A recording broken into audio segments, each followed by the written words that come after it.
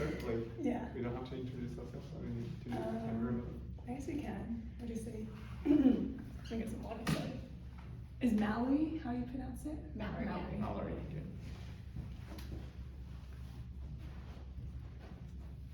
Do you want to say, like, hi Mallory, thank you for coming. My name's Tracy, and say your name. I don't want to just jump right into it, or No, let's do that way. Yeah. I think you should start, and you can say your name first, and I follow it. Like, follow me. I'm gonna say my name. and then I'll say this. Yeah. Okay. Like, you take this part, right? Oh, I take this. Two it. Two, and then Yeah. Yeah. and then do that. Yes. Yeah. Good. All right, cool. Ready? Yeah. Okay. Hi Mallory, thank you so much for coming to talk to us today. My name's Tracy, And I'm Koki. and we'll just start off with a little warm-up question. Yeah, can you tell us a little bit about yourself, your career, hobbies, anything like that? Yeah. So I am a PhD candidate here at UBC in statistics. I have submitted a thesis and I'm defending it in May. So I'm almost done. And my background is in math and stats. And so I'm fully UBC educated. So I did an undergrad here in honors math. And then I did a master's degree in math in probability theory. And about half a PhD in math, and then I swapped into stats. Yeah, and basically just to do something a little bit more applied. There was a cool opportunity there, so I went for it. Yeah, and throughout my PhD, I've also been working with the Public Health Agency of Canada and BC CDC on some modeling for the opioid epidemic in BC. As far as hobbies go, I like lots of stuff. I like playing the piano. I've played the piano my whole life. I started out wanting to be a concert pianist, so things took a real big turn. But I still love that. I love painting. I love being outside. I've got kids, so I spend a lot of time with my kids outside. Yeah, it's a good life here. Nice. Well, congratulations on almost finishing your thesis. Yeah, with your interest in public health and epidemiology, why pursue a degree in math and statistics? Yeah, so I actually started my undergrad as a major in biochem. And I was filling all my electives with math classes. And there was a math teacher actually in my second year at one point who I'd had for a couple of classes. And he approached me and was like, so are you doing your undergrad in math? And I was like, no, I'm a biochem student. And he was like, why are you always in my classes? And I was like, oh, I'm filling my electives with math. I love math. And he was like, you really should be in math. You should switch. And so that was kind of like what planted a seed in my head. And then through further discussions with him, I guess I had no idea what math research even was going into university. I had no idea what that entailed, what that even meant. I kind of thought math was done, if that makes any sense. Yeah, and then so just through talking with him, and I also ended up applying for and getting a really good research stipend in my third year of my undergrad on a stats project, and then switched into math and haven't really looked back. I realized there was a lot of what I really liked about math is it's almost like it comes full circle. Like there's people think of arts and science, but it's almost like a circle. And to me, math kind of came back around to arts. And so the abstract math is very creative, and it felt a lot more like doing something as creative as music or painting or those kinds of things, which I already had a lot of interest in.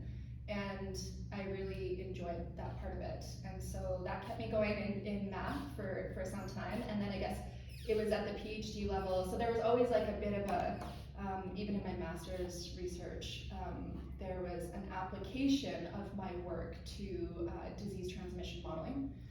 so that was always interesting to me. And yeah, and then in my PhD, there was I sort of felt like if I want to stay in this kind of field, maybe stats might be a better umbrella to graduate under, because I could spend the last couple of years of my PhD also doing, kind of getting my applied skills more up to par, like as in the computer science side of things and the actual applied part of the modeling. And yeah, I think it was a good move in that sense. So I guess, yeah, so long story short, I did start out in sort of like an idea of starting in biochem, and then considering things like medicine, and not really being sure where I wanted to go with that, but always had this interest in human health, and then kind of came at it from another angle. Yeah, that's really interesting. That I'm like surprised that you were Yeah. on biochem. It was Yeah. such a broad background that Yeah, that's really cool. it seems like it's bounced all over the place. No, but but yeah. it seems like it's like helping you like apply all these different aspects into like your research. That's really interesting. And I never thought of math as like something that could be like a roundabout 2 hours. Yeah, yeah. I didn't know that either until I started kind of exploring it further. Yeah. I know you talked a little bit, or you mentioned something about like disease, and yeah, we were wondering about what got you interested in your line of work in terms of with public health specifically. Yeah, so like I said, like my master's thesis, I was working on these random graph models and mathematical properties of these kinds of models, which isn't sort of the first go-to type of modeling in public health. And there's just some properties of these models that were still sort of unknown, I suppose. And so in my master's, that work was kind of defining what one of these random graph models would be and what are the properties of it. So like if a disease were to, if this models the population where each person in the population is like a node on this graph, and the connections between the nodes on the graph represent our interactions with one another.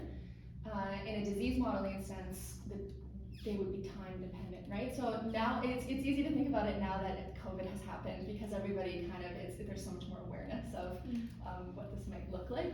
But so if I were to encounter you when COVID was going around, if I didn't get COVID within a certain period of time, it wouldn't matter that we met as far as the modeling goes, right? Like if I stayed healthy, you can delete that connection on that graph, right? So this was sort of the idea behind it, is this would be a model for disease transmission with these graphs with these time-dependent links. And so what are the properties of them, as in if a disease were to start with a certain number of nodes or just with one node, would it end up filling the whole graph? So that was kind of my master's work, and I forgot what the question was, sorry. Yeah, like was there anything that specifically got you interested in Oh, the public health stuff. Yes. Yes, so that, I liked that work, and so the plan was to continue something similar in my PhD, and then, yeah, so there was a few things that kind of just happened all at once. So I went on maternity leave, and then started exploring some of these projects that were happening in statistics, and ended up connecting with a prof in statistics who had some connections to people in public health, and did a lot more applied epidemiology type work. And yeah, this opportunity came up with the Public Health Agency and BC CDC, who put together this data structure where they linked all the individuals in BC by their MSP number. So if you've had an overdose, where do you first show up, I guess, in the health system? Was that by an ambulance? Did you walk into ER? Did you, so there's various ways that you could show up in the health system, and then they essentially tracked this person as they went from department to department. And that sounds a little bit obvious sometimes to people that you would be able to do such a thing, but data is actually quite siloed.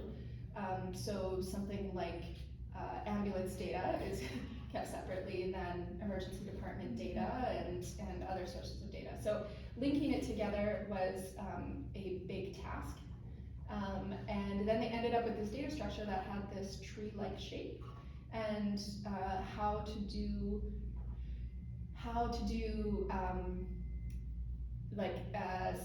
some sort of inference on the structure wasn't really clear. So what they really wanted to know was how many people are having opioid overdoses in BC, not just the ones that we count in the health system.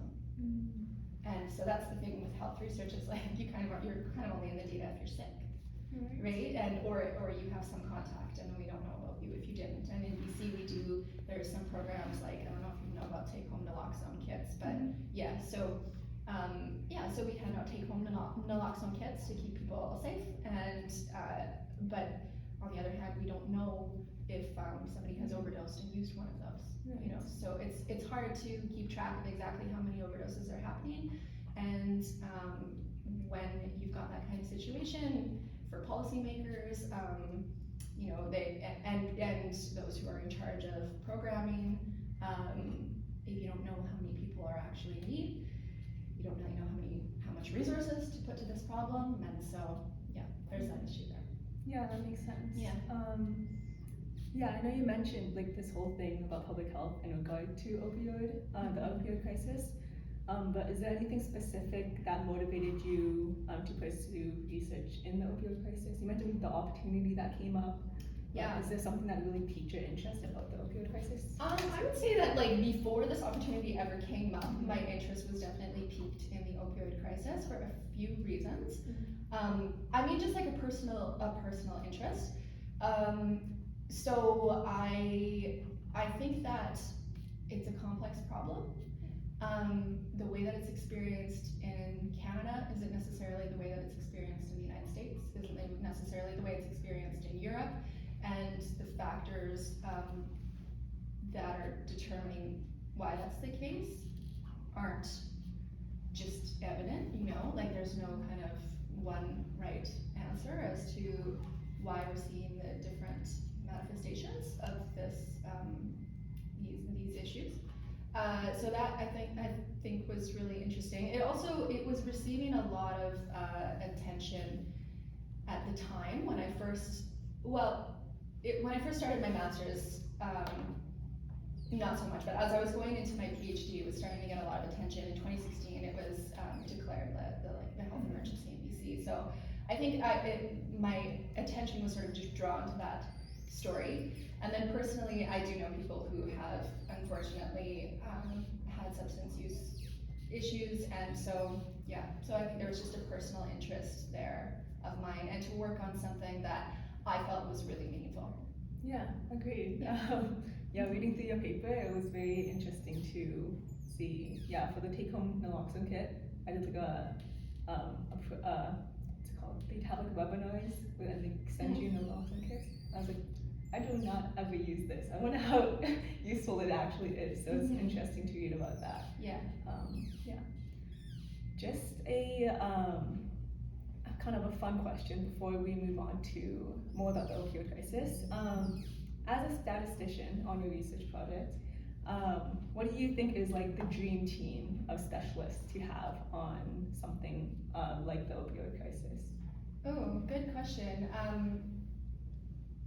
The only thing that really comes to mind immediately would just be something like cross-disciplinary, I think, because, like I said, it's such a complex issue. I don't know. I think there's so much value to having a team with different backgrounds.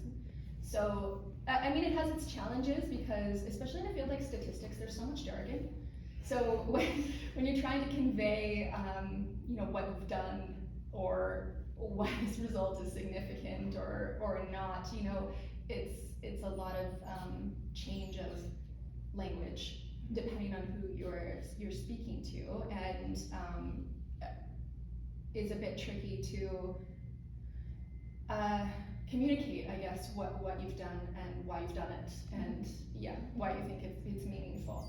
But I think it's far outweighed by the value that people from other fields bring to the table. So I mean, like epidemiologists, it may sound very similar to statistics or biostatistics. I've been working with a lot of epidemiologists though over the last couple of years in public health, and I do feel that their background, perhaps it's like the background before the epidemiology degree, I don't know, but their background is different. There's a lot of value to somebody who's coming from a background with a lot more experience in policy and government policy, in sort of the inner workings of how that works, because that's like a whole other animal. Yeah. That's way beyond anything, you know. And so it's difficult to affect change at that kind of level without a team of people from these various backgrounds. Yeah. Well, I will say the way they communicated it in the paper was really effective and That's- very comprehensible. That's so. good. That's mostly that epidemiology team. So to their credit. Yeah. Well, I was wondering if we could take a quick break. My chair is making really weird sounds. That would distract me. But yes, feel free to.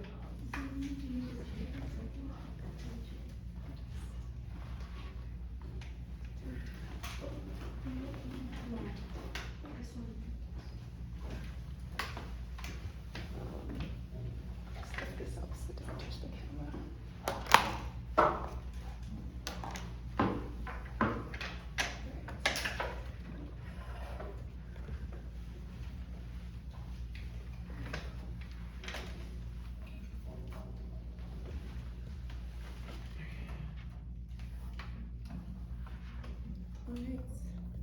Right. So now you'd like to get into like more on opioid crisis. So at the beginning, can you just introduce what the opioid crisis is like to the public who has no scientific background? With no scientific background? Yeah. Yeah. So, how to begin? Yeah. So, I mean, I think in British Columbia, I'll just speak to British Columbia in particular. There is quite a high concentration of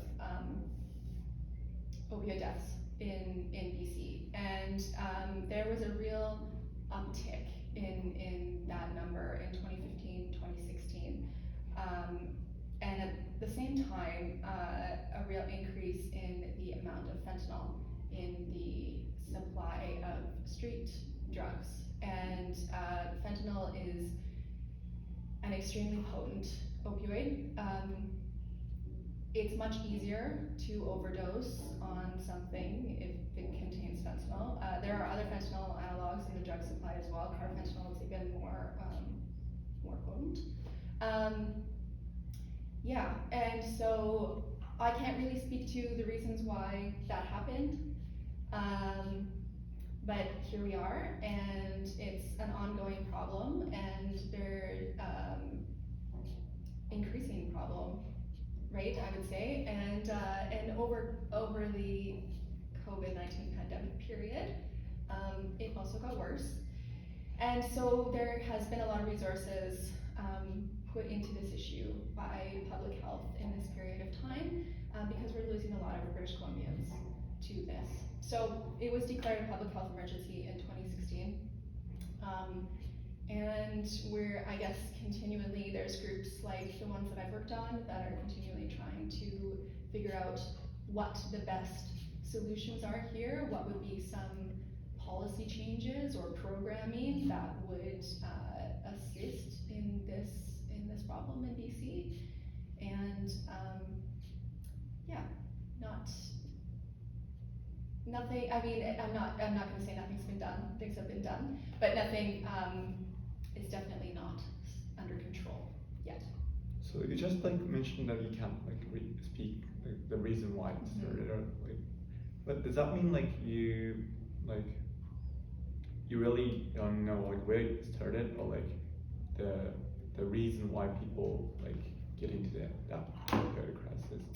No, so I don't know the reason why the drug supply, I mean, there are reasons why you would put fentanyl into a drug supply as, you know, as somebody who sells drugs. But I don't know why it happened that way. I don't know why it happened, you know, started in 2015, 2016. I don't really know why. I can't speak to why it unfolded the way that it did. Yeah. I have a question.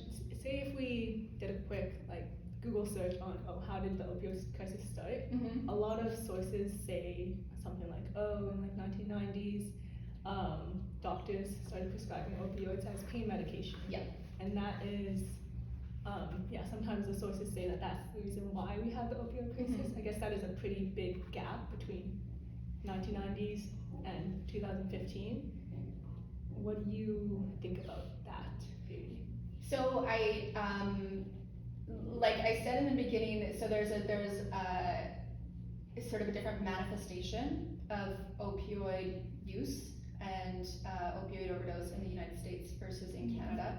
And I think in the United States, there's, I think it's generally agreed upon that there's quite a strong connection between what you're saying, those things. In Canada, I don't know how much that affected things. And I guess when I say that it started in 2015, 2016, it didn't start in 2015, 2016. It's just that it really took kind of like a hockey stick curve for the worse at that point. And we did, of course, have a problem with opioid overdoses before that. But I do think at that point, when the drug supply became more toxic and there was a sudden increase in deaths, that there was a lot more attention drawn to it, which I think is a good thing. Yeah, and so as far as that history goes, I do think that history is really relevant to what's seen in the United States. In the United States, there's also a big problem with opioid use in rural areas. In Canada, it's sort of, the history is a little bit different around that. But yeah, so I don't know, I'm definitely not an expert in the history of why it all began, but I acknowledge that that's certainly a factor, especially in the United States. Okay, and like you just said, like it's the ongoing problem, and like emergency has been declared, but then like why does it like lasted so long? So I think it's lasted so long because there's so many factors that are involved, and it is a difficult problem, like I said. So there's a lot of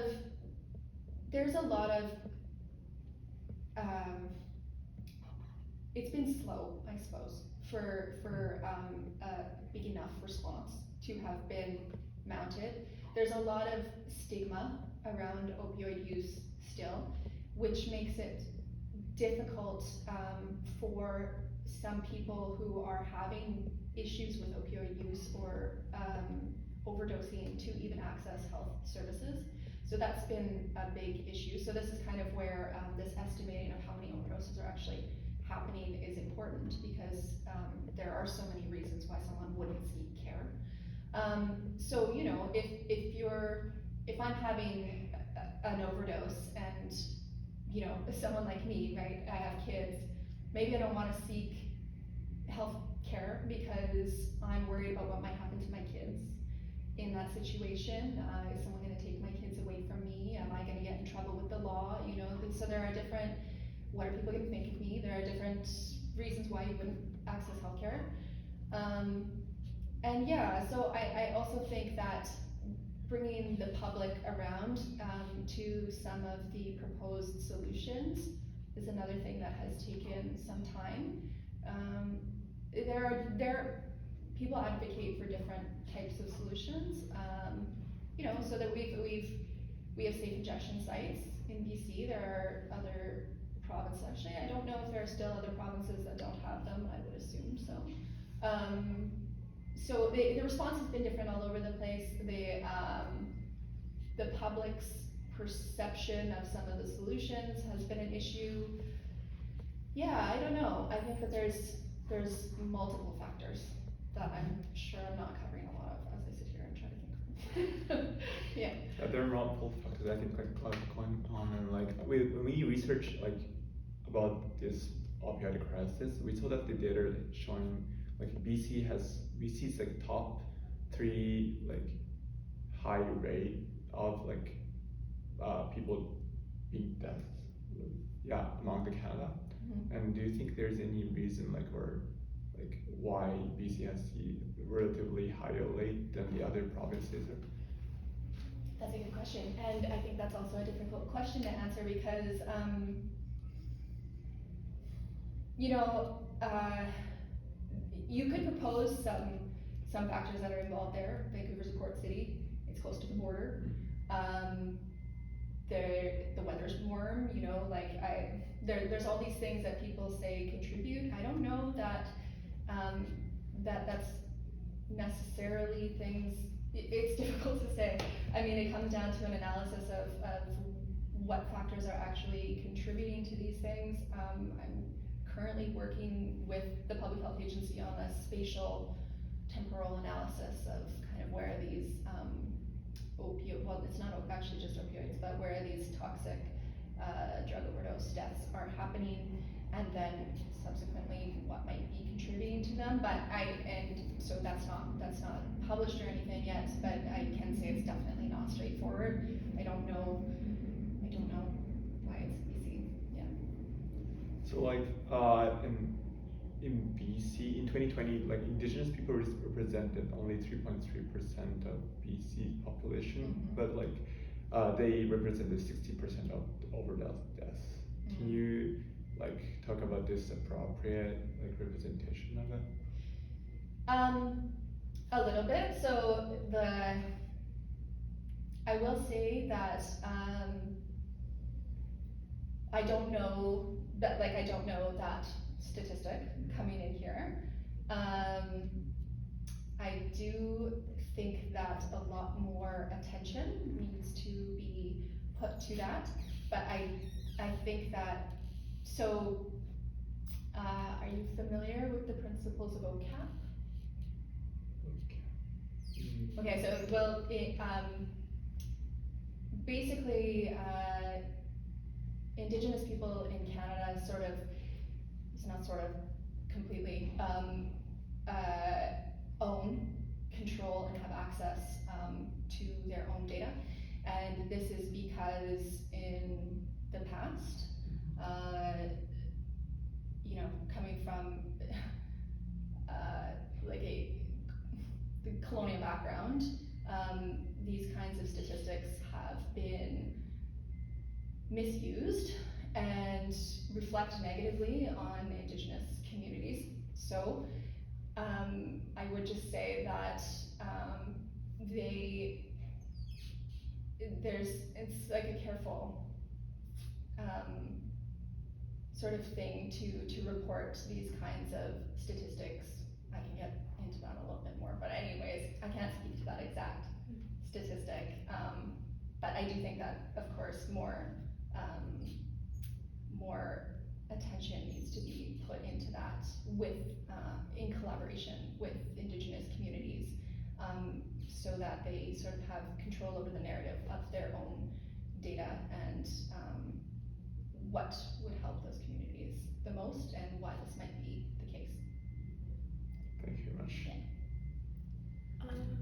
Yeah, and you did mention this a little bit before about how COVID-19 kind of had sparked an even greater surge in overdose deaths. And yeah, we found that too from 2019 to 2020, Indigenous people went from representing around 9.9 overdose deaths to 16% of overdose deaths. And this was also just a general increase in the general population. Do you know what about COVID-19 contributed to the surge? I don't know what about COVID-19 for Indigenous people contributed to this surge. I can speak like more generally to the population sort of at large, because there was also like just a general increase in overdose deaths over the COVID period.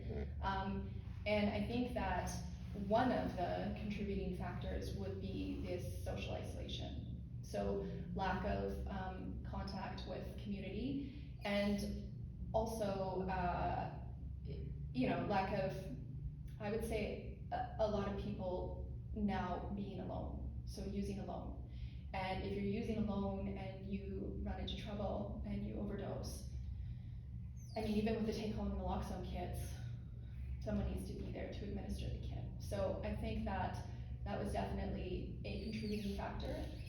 There's a lot of work though going on into a more in-depth analysis of what was behind this huge surge that we saw in COVID, in overdose deaths.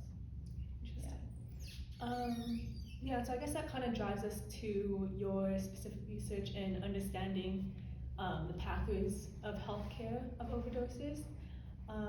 What was the motivation behind looking at the relationship specifically between healthcare, the pathway with healthcare, and then overdose? Yeah, so I guess the motivation was that these overdose deaths are being counted in different healthcare admin data sets, but not linked together. So there was sort of the motivation was like a more comprehensive analysis of not only how many overdoses are happening, but sort of what is the typical pathway of care after you've had an overdose. Where were we seeing most people? How were most people moving through the system? Where were they ending up? And then could we use this synthesized evidence to estimate how many people might also not be accessing healthcare? In general, in BC, I guess specifically, what have they been doing? Are you able to give some specific examples on what they've been doing to try to de-escalate the overdose emergency? Yeah, so I think that BC has tried to. I do think that we put a lot of resources into this. I think you could use more, but there is a lot of really smart people working on this at BC CDC. It is getting attention at the federal level in the Public Health Agency of Canada too, but BC in particular is having this lived experience, right? And so there's, in addition to these safe injection sites opening, these take-home naloxone kits, that program has really increased over the years. Decriminalizing, I'm sure you've heard about or read about decriminalization, which happened recently. And I think that there's a lot of advocates, not everyone of course, but there is a lot of advocates in BC for providing a safe supply as well. So I would say those are some big ones. So going back to your research, what were some challenges like when you conducted this research? Some challenges. Yeah. Technical challenges? Yeah. Well, I guess the technical challenge would have been sort of the initial challenge is can this kind of data structure be used to like work backwards and estimate what is the size of the full population of people overdosing with just the limited, I mean it's not limited data, I shouldn't say limited data, but it is limited data when you consider that there are lots of people overdosing that we have no data about. But when we have this limited data, can we use this effectively to estimate the population of all people, I mean the number of all people who are having opioid overdoses? And I don't want to say like, was this worth it, but it kind of was this worth it. Like the creation of this data structure, it took a lot of time, resources, a lot of effort to put this together. And so is this necessary? Is something to this extent, this linkage of data, is a structure like this necessary to get a good estimate of how many overdoses are happening? Because there are other jurisdictions that don't have these resources to put towards something like this. So could they still estimate how many overdoses are happening there without this intricate data structure? So I think those were the main things, which was basically what my research was all based on. I wouldn't say that there was like a huge technical hiccup or anything. Maybe I'm lucky. Yeah. I have a follow-up question to that. You mentioned, like, is this worth it to a lot of resources? Mm-hmm. And I guess, Why is it so important to know exactly how many opioid deaths or opioid non-fatal cases versus fatal cases, compared to just seeing that, okay, it's a really bad situation, we know that there's a huge surge of deaths. Why is it important to know the specific number rather than just saying, let's just fix this? Because I think to fix it, you also need to know how much of it is happening. Because we don't actually even know how many opioid users there are, right? So at least this gets closer to that. So if you can estimate how many of these overdoses are happening, that people are surviving because of these take-home naloxone kits or whatever, it's important in terms of programming. So how do we want to approach this? Well, if you approach it from we want to make facilities available for those individuals who feel that an abstinence-based approach is something that they would be valuable to them, it might work for them. Well, then there needs to be facilities for them to go to, right? So in order to estimate how much resources should be allocated to something like that, and that's just one example of a potential solution for some people. Really, we just don't want British Columbians dying, right? And also some individuals aren't maybe ready for that. Maybe that's not a good solution for them, and so they need some other kind of program in order to hopefully get them back into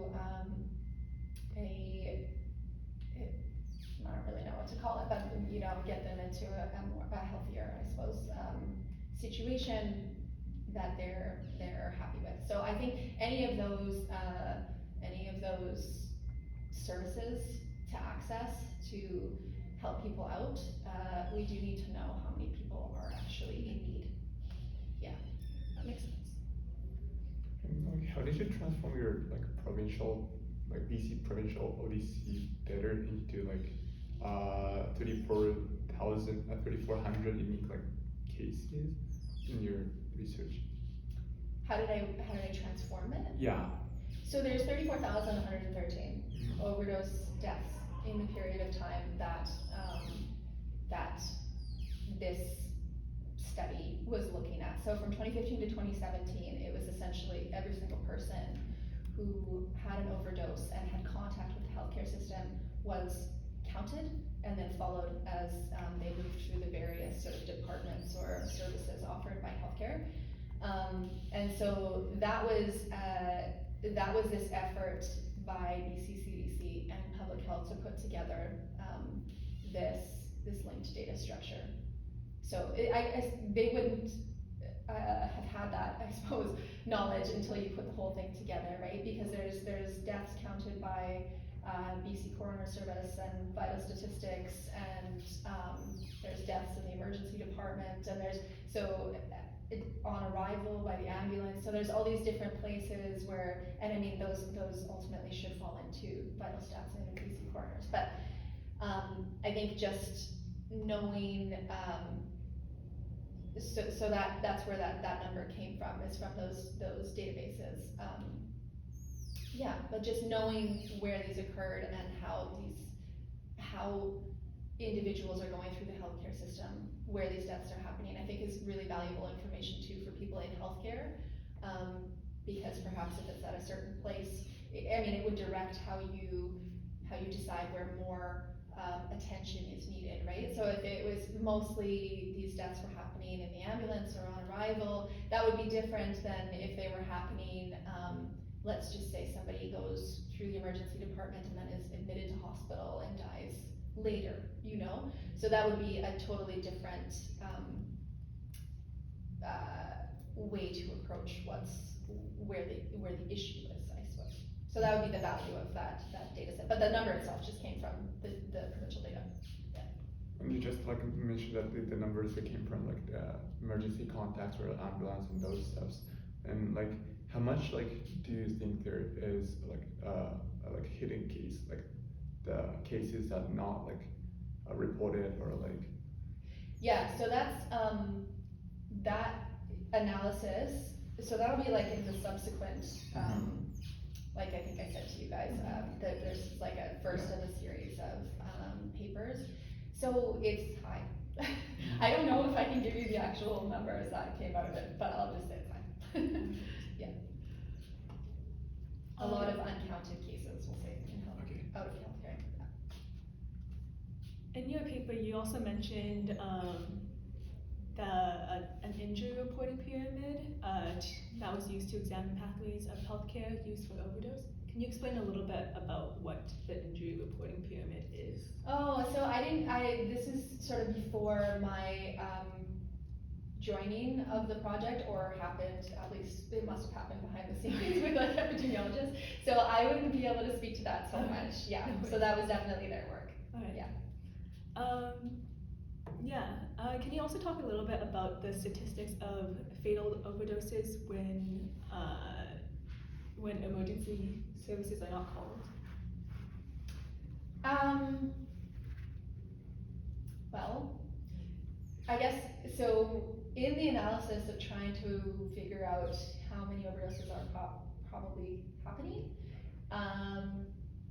you basically, so I think the pathways tree was in this paper, was it not? Correct, okay. But yeah, so you kind of have this whole other branch coming off the root of that tree, right? So you have all of the overdoses, and then you either had access to healthcare or you didn't, right? And so in that paper, it was showing if you had access to healthcare. So that's all the people who had access to healthcare. And then you've got this whole other like branch of the tree of people who didn't. So what happened to them?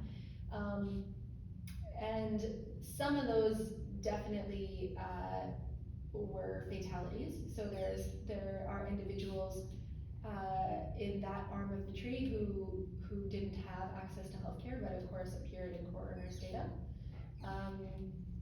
And yeah, and so for the estimation of the total number of overdoses, then we're basically pulling information from existing literature or even just expert opinion. So the epidemiologists who've been at public health or BCCDC working on this for a while, they have a lot of sort of knowledge about what those estimates are and how many people probably are using naloxone kits and that kind of thing. So the overall estimation relied a lot on previous literature and expert opinion to inform this kind of unknown side of the tree. So I would say generally most people who are surviving overdoses are probably using take-home naloxone kits. Yeah. So your study found that that fatal overdoses occurred most often among those who did not seek healthcare. In a situation that's so life or death, why were healthcare services not called? Oh, so kind of just what I said before. So I mean, this is also a different period of time, right? So this is 2015 to 2017, and so that doesn't seem like it was all, like 5 years ago. Couldn't be that different. I think it was. I think that there's been a lot more attention, like I said, being brought to this, and a lot of so for one thing, which I actually don't know off the top of my head right now, but basically, as a bystander, you can't get in legal trouble now for accessing healthcare if somebody is overdosing with you. But and now it's totally different again because we have this decriminalization of these kinds of substances. So I think then it was different, and the estimates at the time were that 40 to 60% of people might not be calling 911. And yeah, I think that it largely has to do with stigma and or you were alone. Yeah. So all of those things like the I think it's called the Good Samaritan Yes. overdose Yes. Act, and then the decriminalization, all of those. How do peer-supported overdose programs sort of help with reducing the hesitancy in seeking healthcare?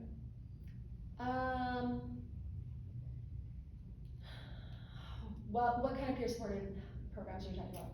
I don't have any specific ones in mind, but I guess in general, just having peer-led groups of people who are maybe going through the same thing. Yeah, I think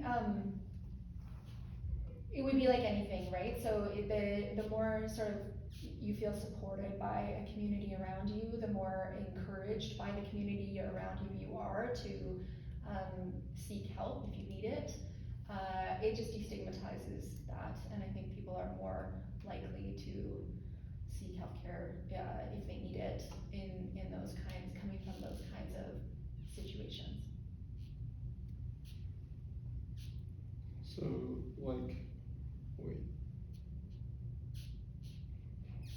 Or with another thing that came out of the paper was that with nearly 80% of overdoses coming from those who did not have contact with the healthcare system, would you say that the solution to this problem would be to improving access to timely healthcare? That could for sure be a solution, and that's definitely an issue in some places, right? Like access to healthcare isn't uniformly available throughout Canada and throughout even the province. Yeah, and there would be different reasons why you may not want to access healthcare that I think need to be acknowledged also. You know, like if you're worried about facing some sort of discrimination when you access healthcare, which is a valid concern for many people, then you'd be much more hesitant. And so, yeah, I think access has a couple of different meanings. Like you could look at it as physical access, or access as in it's more approachable, if that makes sense. Mm-hmm. Yeah, so I do think both would be helpful. Yeah. So I know a lot of these things that BC is doing is it correct that it's mainly for destigmatizing? I think so. So I mean, I'm not in the government and I don't know why they're making exactly the reason behind the decisions they're making, but I would think so. Yeah, I would think so. I would hope so. And would you say that that's like the root cause to such a large surge, is that there's such a destigmatization, and so people are not reaching out, they're not talking to people about any problems they're facing? I do think that is a big part of it. Of course, it's not all of it, but I do think that is a big part of it. Yeah, and I think we are a little bit. I mean, maybe we don't see that as much in BC and Vancouver within our sort of news cycles, at least the mainstream news cycles or the politics here, as opposed to other provinces or other jurisdictions. But for sure, that's still an issue, and with the general public as well, I think. And what do you see as the implication of your research for policymaker, like healthcare providers and like communities affected by the overdose crisis? Yeah, well, I think it's further evidence, let's say, that more needs to be done. That would be kind of the conclusion. Yeah, so I do think more needs to be done. We're behind, kind of, you know, like we're still analyzing data. We're not analyzing 2023 data right now in 2023. So I think more resources have been poured into this so that it sort of catches up, and that we're kind of current, up to date on things. And COVID actually has been great for bringing attention, like I said, to modeling and the value of that kind of work. Yeah, and so I hope that as we move forward, there's just more attention brought to it. There needs to be more. We need to figure some more effective solutions out, and yeah, I think that would be the main conclusion. But there's still a lot of work to be done. Yeah, you mentioned like us being like behind in finding solutions. And I know for example, the most recent, I guess, policy that was put into place was the decriminalization of drugs. And and I saw that like it blew up on social media, on news outlets. It's sort of a worldwide surprise that we were decriminalizing drugs, and so by us being behind, with that, it seemed like, BC is like a step ahead of everyone else. Yes. Yeah, can you talk a little bit more about that? Yeah, so I guess that's why I kind of say like we're sort of in a more fortunate position here in BC with our mainstream media and our government and what I suppose, it comes down, it unfortunately does come down a lot to it being a political issue, even though it is a public health issue. But I think this stems from the stigmatization. And a lot of people have concerns about if we were to offer a safe supply, is general drug use gonna go up because, there's a free safe supply of drugs, and I have my own personal opinions about that, but I think that it's important to basically show that that isn't likely to be the case, and sort of using whatever modeling methods or statistics to show the value of certain types of programs in getting through this, in focusing less on those kind of political issues. Mm-hmm. Yeah. It's difficult when it's so intertwined, Mm-hmm. and especially with news outlets, they talk about both things sort of together. Yeah. Yeah. Yes, they've got an opinion. Mhm. Yeah. So like what ultimately did you take away from like the research? Like what did you come to understand about the overdose crisis in the way you haven't before? Yeah, so I guess I didn't sort of realize the scope of the problem, because like you guys probably, and like everybody else, when I was just like hearing about this from the news, and really until you get to kind of the academic work that's happening, or the more current stuff that's coming out of these research groups at BCCDC or wherever else, I didn't realize how big of an issue it is from that perspective. Like how many people, and I never really thought about how many people are actually using as opposed to dying, like how much that matters to know something like that, and how it's difficult to actually find something like that out, given the way that we collect data. So yeah, so I would say that was a big thing, is realizing, and I think also meeting and working with so many amazing scientists that are really like pour their heart and soul into this, and really want to affect change, has been really cool. Yeah. Has your perspective changed on like the healthcare response or system, or on those affected by this overdose crisis? I think that even though I think we need to do better, I don't think that that's a straightforward thing to do, because what does it mean to do better? But also I think that we try, and I think that it is difficult to affect change in government and in policy. It takes a lot of people, a lot of resources, and a lot of work. So I suppose I have a wider lens on what it takes to do that kind of thing. Healthcare, yeah, I think our healthcare system, I don't know what a solution is, but I think we need to support our healthcare system more in some sort of way from many angles. But yeah. So like as our news reporters, we want to present like accurate and up-to-date information to the like general public, the best of our ability. So we will point out some like common misconception around, like if there are any like there's someone like outside your field, or like the general has about the like overdose crisis, or I would say common misconception is that this is happening to, especially living in Vancouver. You go to the downtown east side, like East 18th Street, around Main Street there, and you sort of, I mean, I'm not talking to you, but you know what I mean. In general, people sort of think that that's where the problem is, that it's like those folks who are dealing with this, and this is where the numbers are coming from. And in actual fact, that is a misconception. There's a lot of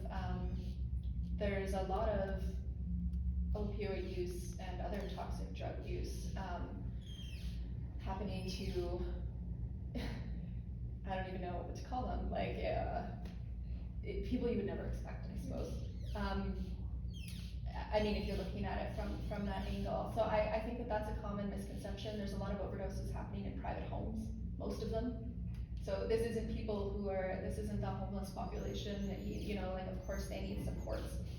But this isn't just like I think that's a common misconception is people think, oh, this is where the problem is, and in reality it's not, it can be anybody. I think there's another common misconception around just opioid addiction that,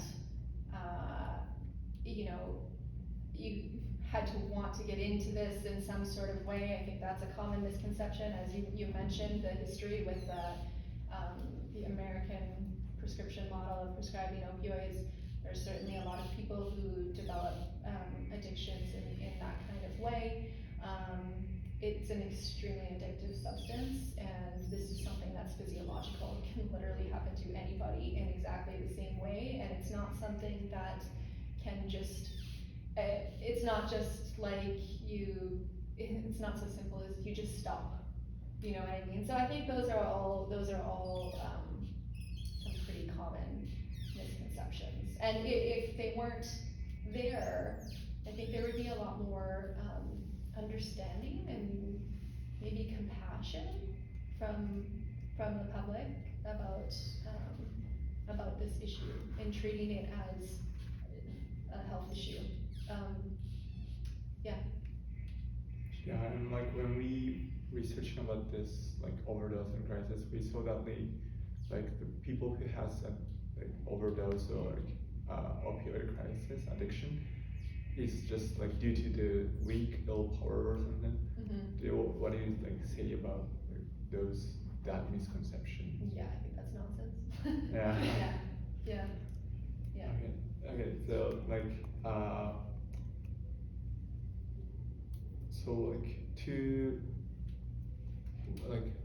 what do you think we can do to change those misconceptions or fix it or correct it? Yeah, I guess, I mean, I do think it comes down to education. How do you educate the general public? I'm not sure. I don't know what the best way to do that is. But I think that these kinds of misconceptions is sort of also the source of the stigma, like you don't want to be associated with somebody who's weak, like you said. You don't want to be,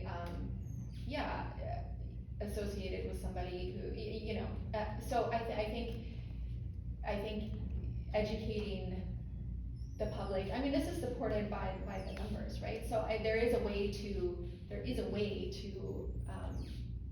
teach people that there is no kind of profile of somebody who's addicted to opioids, and certainly not the profile that you may have in your head.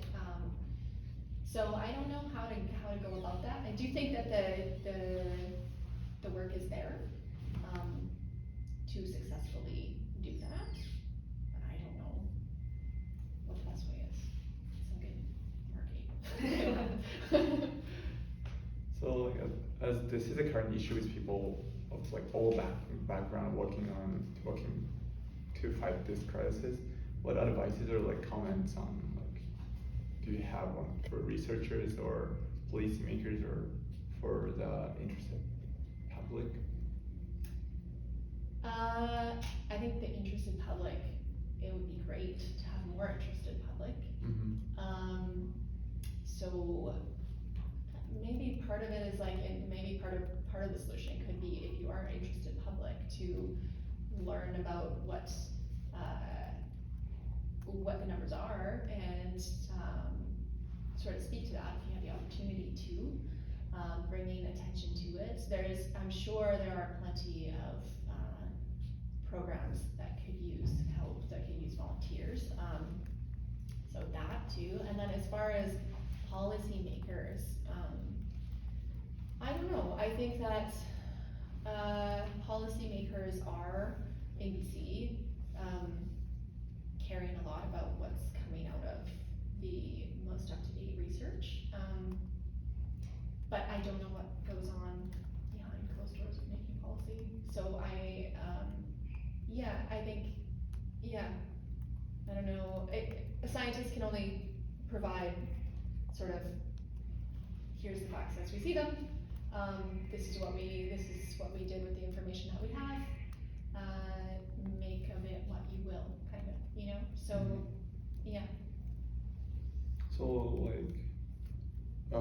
for general public, for scientists with known those backgrounds,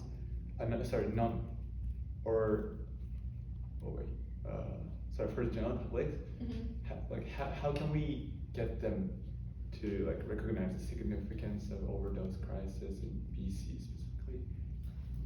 I don't know. I do think that it would help to. We do need to somehow bring awareness to it, right? The public. I mean, maybe that's partly the job of media. I don't know how to really get a message out there, besides from the academic angle, right? Like, you do the work, you publish. I don't know. So.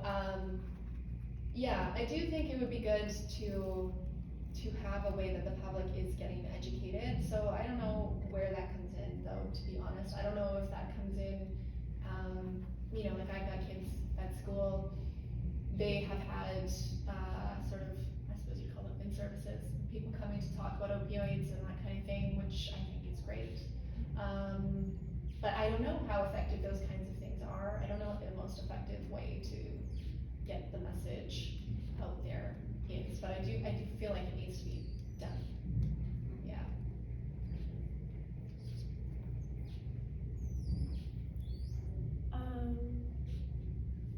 Yeah, so like you said, there have been numerous news reports about the opioid crisis, but we still see that this situation has maybe only minimally improved, but still a big situation that's been going on for a long time.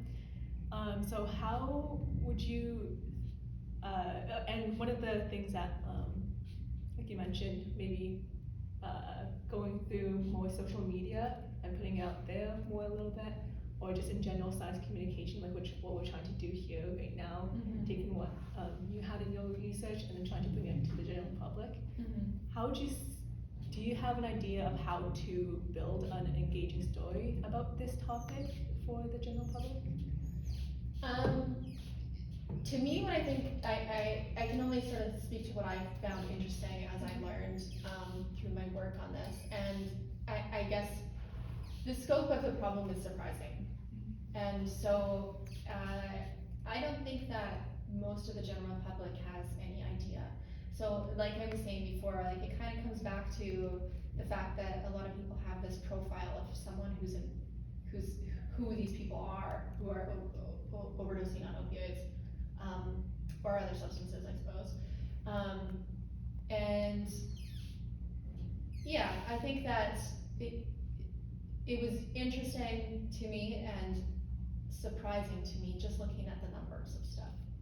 And so if that could be put into a story that was understandable and digestible by the general public, then maybe it would be picked up more. I think that news often has a tendency to kind of be really flashy, always want sort of new stories and new information that's really changing quickly, or so just getting lots of clicks, really. But this is a story this is something that's been going on for a long time, like you said, and it is worsening, but I guess on a new scale, maybe fully. You know, I don't know. I think that to me it's a very compelling story just as it is. And I think if people understood the scope of it better, if there was a way to tell that story better, then I would think that might be enough, but I don't know. Yeah, what you said before about the stigma people or the idea people have about people who use drugs, and that it's like only homeless people, Mhm. and that if we can bring that awareness that it is not just people who experience homelessness, it could be your friend or your Mhm. family that could also do it, and the stigma that they're facing, they're afraid to reach out about it, stuff like that. And gosh, I forgot my follow-up question.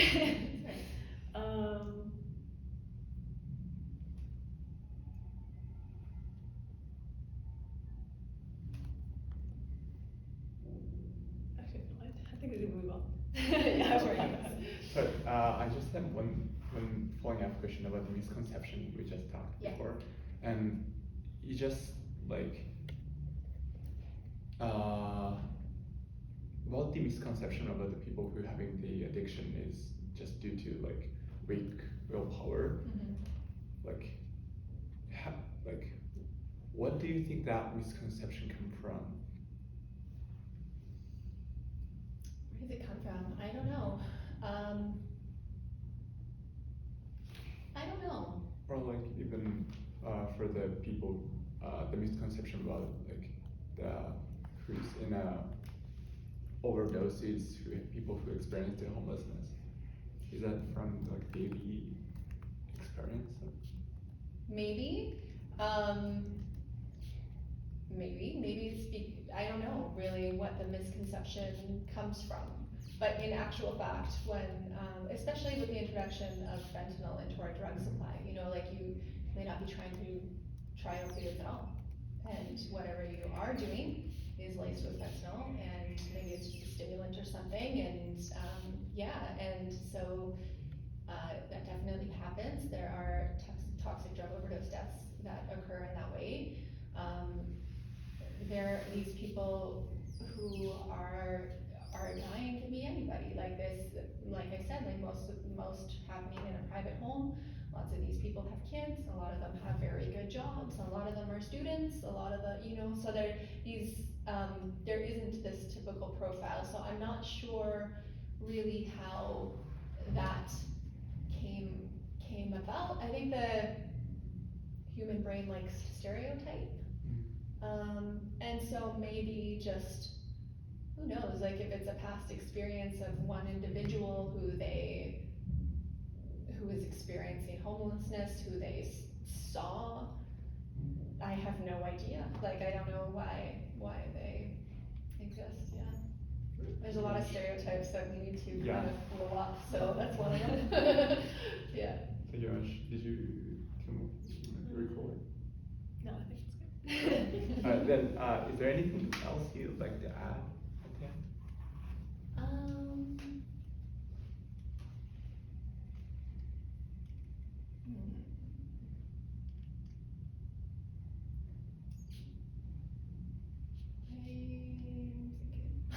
Sorry.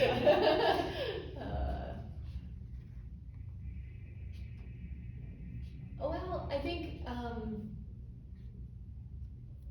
mean, as far as like my research goes, I think that it's been a very interesting journey. I think that it was a super cool area to go into that a lot of people don't think of. I think that there's a lot of potentially very impactful work in this field, and that can be really fulfilling as a scientist. I think there's a lot of challenges working within government, but then on the flip side, that is where also you can affect change through contributing to policy discussions. Yeah. I don't know. I can't think of anything else really. It's perfect. Perfect. Okay, so and how can our audience or audiences follow your work or like contact you if they have any questions? Yeah, they can email me at my email's online at UBC's website. Following my work, I suppose through I don't have a website. I suppose yeah, just as publications come out. Yeah, I will be sort of continuing the same line of work. I mean, this is planned in a postdoc with BCCDC and UBC. So, yeah. Yeah. Sorry, I don't remember better. I'm not very good at Excel. Yeah. Yeah, thank you very much for your time, like about an hour and like insights. No worries. Thank you. Yeah, no worries. Alright, that's good. Yeah. Do you have? Yeah. What do you guys do with this? I'm curious.